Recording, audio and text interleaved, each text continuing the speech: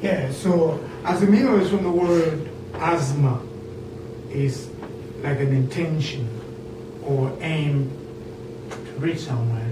So Azimio La Arusha, that was just a root word, is the Arusha Declaration, which was one of the very, very strong symbol of Ujamaa policies. And this is what, through Azimio La Arusha, privatization of was reversed. So everything became state-owned through Azimio La Arusha. Same, I think, principle went on in Cuba. Cuba, yeah. A lot of the socialist countries in general, Yeah, so let's see. What was it like to transition from socialism to capitalism? Because you're a part, you lived there. Yeah, political system had influenced the economy of the country. So being in the city, the post-late political, post-colonial era, we felt it even after. So like in late 80s to 90s, the economy was really, really rough. And being in the city, you would experience the tough times, while just the neighboring country, Kenya, which was still embracing the Western value and had capitalist kind of settings, the economy was all right. So being in the city where it's very, very poetic-based culture, and at the same time you have all this hardship on a day-to-day life, you just have to always outlet in order to keep on moving. So somewhat we ended up getting into rhyming, rapping. Actually, in the beginning, nobody knew. It was strange because we thought some guys were trying to do ngonjera in foreign language, because the way rhyming it goes is similar to Swahili poetic form. But the way it goes like the way, I don't know if you ever listen to Fat Boys or Run DMC, the way Run DMC would rhyme. Has anyone heard?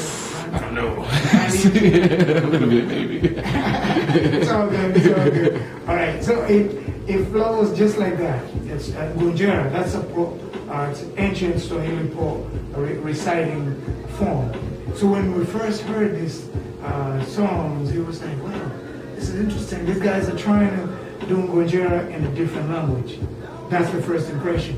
And later we can, oh, okay, so this is something a little different, but really close to Ngunjera. So from then on, people started to get, from breakdance to graffiti all over. We get records here and there, tapes and CDs, bootleg mixtapes from Dubai. And next thing you know, it's like everybody in the city is into it.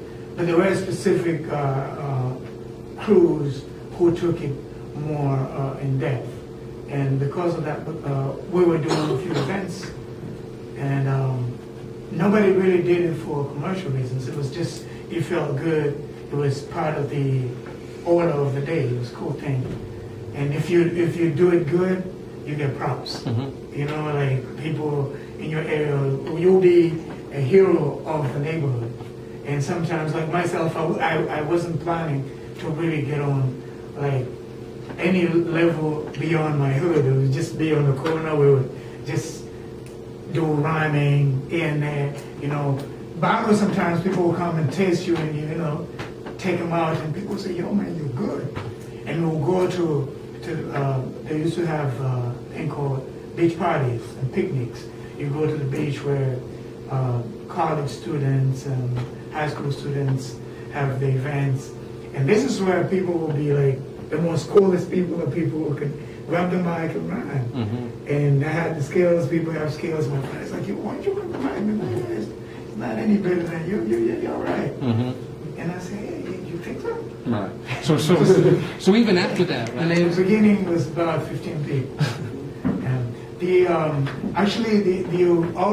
original idea for Kwanza Unit was to create a grassroots movement clique or crew. And that was because at that time, people were finishing school and nothing much to do. And we wanted to do things collectively and make effort to show that there's value to the art form, and maybe it could later create income. So with creation of Kwanza Unit, it was actually a door opener for today's industry. And from 15, we trimmed it down to that number of people already.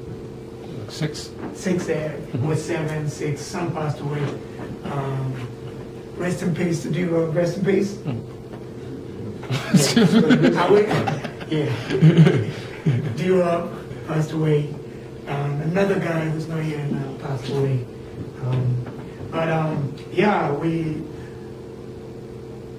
Then later it became 5 people.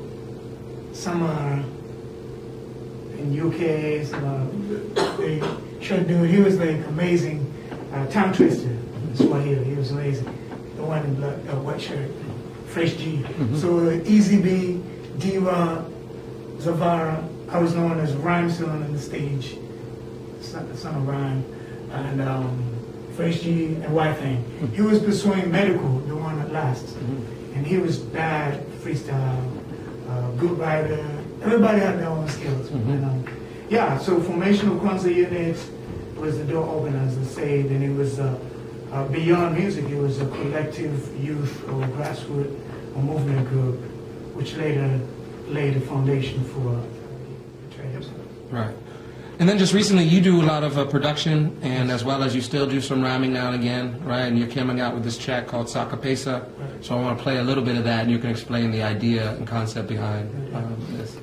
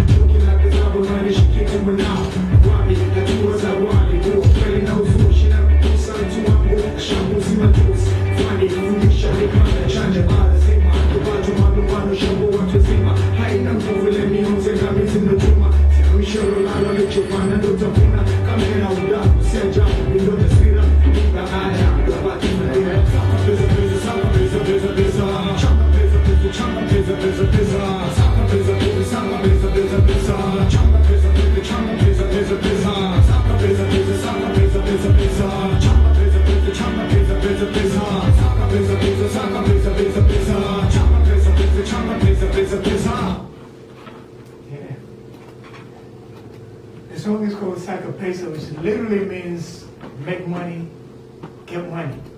But it's just a crazy phrase because there's nothing, it's not anything to do with money making as a cash money would say. It's now that I got your attention, this is the real deal.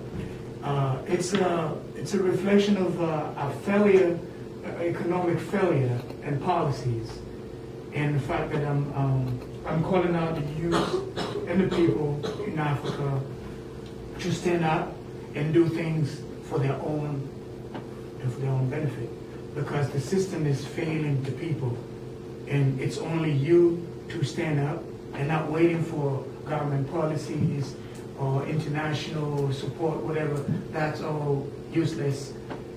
Get up, stand up, and do things for your own. Determination will make your dream come true. Generally, that's what the concept is all about. Right. It's very metaphorical.